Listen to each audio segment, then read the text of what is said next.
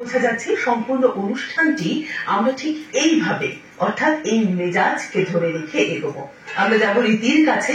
আমরা জানি রীতি সু উচ্চারণের জন্য কিন্তু বিখ্যাত। আমাদের সকালেও সে এসেছে এবং কবিতা পরিবেশন করে আমাদের ভীষণ আনন্দ দিয়েছে। রীতি, আজ কি দিয়ে শুরু করছো তুমি? আমাদের প্রাণের ঠাকুর রবি ঠাকুরকে দিয়েই শুরু করব। একদম একদম। আমার সমস্ত দর্শক বন্ধুদের আমি প্রথমেই নববর্ষের শুভকামনা জানাবো, এবং যাকে ছাড়া বোধ হয় আমাদের বাঙালিদের একটা দিনও বোধ হয় ভালো মতন কাটে না, তিনি বোধ হয় রবি ঠাকুর। একদম। আর তার উৎসর্গ কাব্যগ্রন্থ থেকে আজ আমার প্রথম নির্বাচন।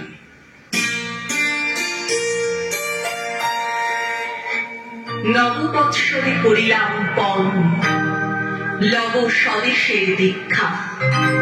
তব আশ্রমে তোমার চরণে হে ভারত লব শিক্ষা।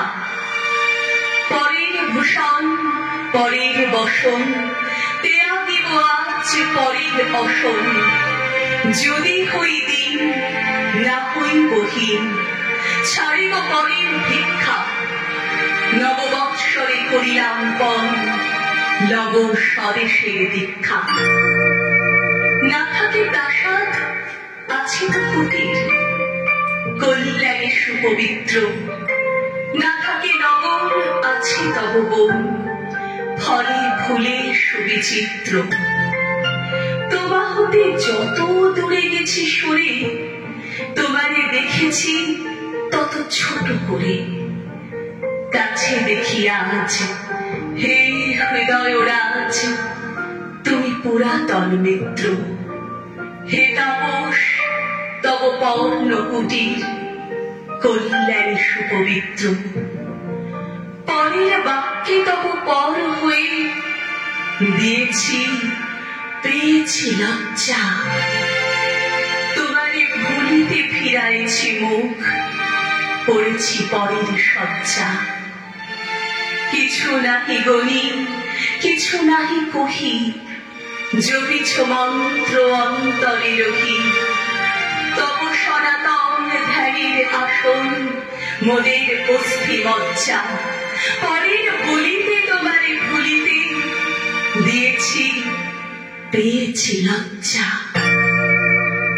সে সকল লাজ ত্যাগিব আজ, লইব তোমার দীক্ষা। তব পদতলে বসিয়া বিরালে, শিখিব তোমার শিক্ষা। তোমার ধর্ম তোমার কর্ম, তব মন্ত্রের গভীর মর্ম। লইব তুলিয়া সকল ভুলিয়া, ছাড়িয়া পরের ভিক্ষা। তব গৌরবে গর্ব মানিব, লইব তোমার দীক্ষা।